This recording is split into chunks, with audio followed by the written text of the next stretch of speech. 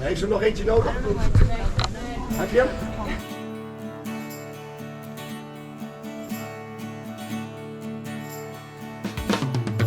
In the last few years, John Lennon Wall changed quite a lot. Just 3 years ago, people from all around the world would visit the John Lennon Wall to leave their messages here. Buskers would play Beatles songs and artists would create their murals. Now John Lennon Wall is one of the most guarded walls in the city. It has security cameras and there are special rules for writing on it, one of which is that spray paint isn't allowed here anymore. But before we talk about why this wall changed so much and if there's anyone to blame for it, let's remember why it is so important. In 1980, when John Lennon was assassinated next to his New York apartment, this country's name was Czechoslovakian Socialist Republic, ruled by a Czechoslovak Communist Party. Beatles music was tolerated by the party, but like going to the church, it was frowned upon. If communist authorities would know what impact the death of John Lennon would have on the general public here, they would have frowned a little harder. Mere days after terrible news reached Prague, people created John Lennon Memorial at this wall. First, just a painted tombstone signed for John Winston Lennon and his portrait.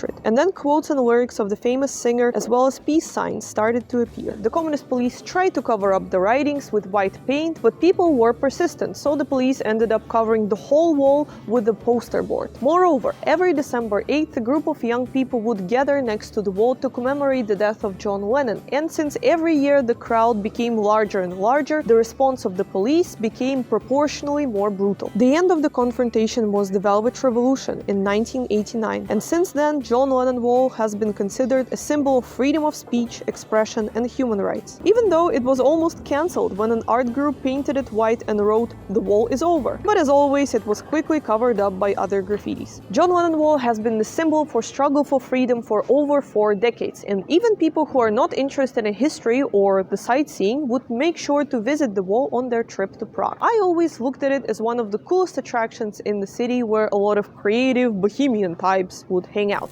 Dude, just chill. Peace. That's how it was during the times of communism. That's how it was before 2019, until something happened. On July 15, 2019, a graffiti appeared on the pillar of the Charles Bridge, the oldest and the most historically valuable bridge in Prague. The graffiti was done by 2 tourists who were caught in the act by a local passerby. They were arrested and interrogated by the Czech police, and they said that they were so drunk they did not realize they were spray painting on the famous monument. Well, a 100,000 Czech crowns fine and a 5-year ban on entering Czech Republic must have sobered them up. You might be wondering, why are we talking about Charles Bridge when the topic of this video is John Lennon Wall? Well, let's have a little investigation. 2 drunk tourists are spray painting Charles Bridge after their night out. Why would they have spray paint with them when they go out drinking in Prague? Well, you do know that John Lennon Wall is just 2 minutes away from here, right?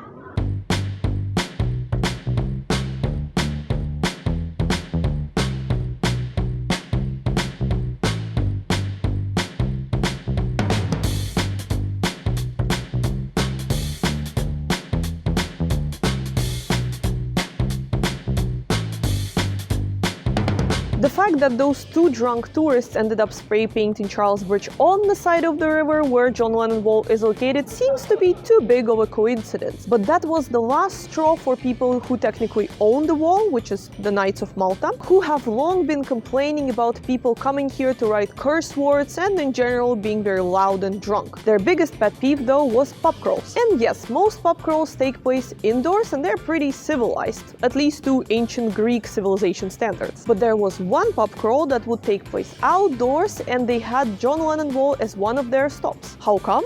They would drink on the streets. There would be a person pulling a little trolley filled up with cheap beer and sangria, and behind him the first ever drunkard platoon marching. Their other stops included the statues of David Černý at Kampa, where they would pour the alcohol down the baby's butt cracks and drink it from the bottom. Does it count as child?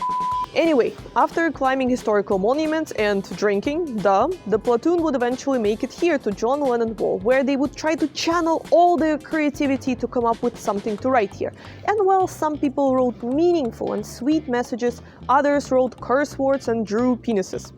Clear creative. All the spray paint for the drunk art therapy came from the magical beer trolley. Now you can imagine how two lost drunk boys ended up spray painting Charles Bridge. Mystery solved, it looks like. Even though the pub crawl might have delivered the final blow to John Lennon Wall in its freedom, the impact of the free roaming tourists must not be underestimated. Some people didn't need to be drunk out of their mind to write curse words on John Lennon Wall. And if there was no space here, they would just write on somebody's private property around. A man who is behind this wall is always on guard, and if you value your life, you will refrain from putting your graffitis here. This wall used to be covered up with graffitis completely. And even the trees, look here, they covered them with brown paint to mask spray paint underneath. Did it work? No. Drawing peace signs on trees seems counterproductive?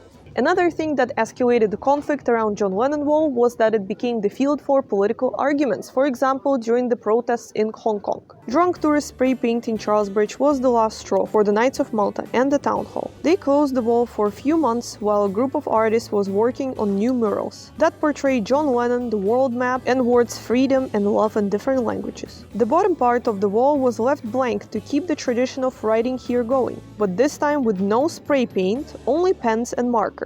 There's a board with new rules here, but it was completely covered up by stickers, so we will explain it here.